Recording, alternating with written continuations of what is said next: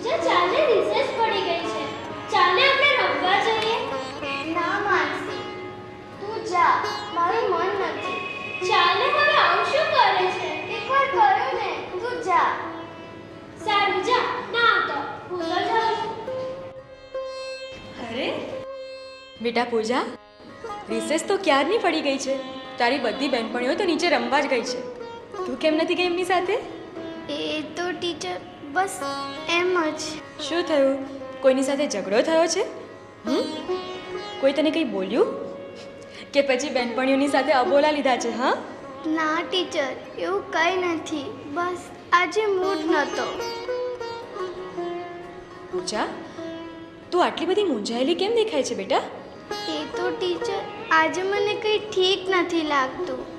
શું થાય છે એ પણ કંઈ સમજાતું નથી. તને તાવ તો નથી લાગતો? બેટા તને શું થાય છે મને કે. ટીચર, આજે મને પેટમાં થોડું થોડું દુખે છે.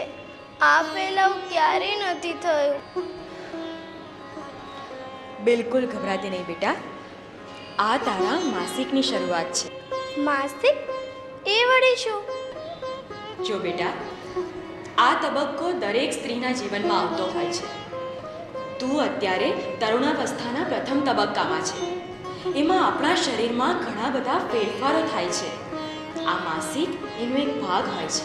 ટીચર, આ માસિક શારીરિક પરિવર્તન તરુણાવસ્થાનો પ્રથમ તબક્કો?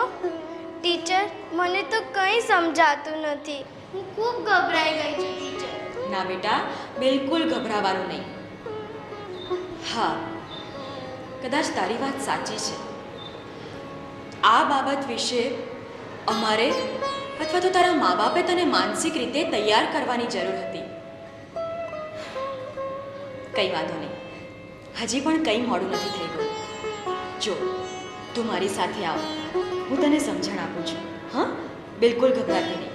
ચાલ ધીમે ધીમે. હા, પહેલી વેળા કિશોરી જારે રજસ્વલા રે થાય, સહાનુભૂતિ દર્શાવીને કહો કે ના ઘબરાય.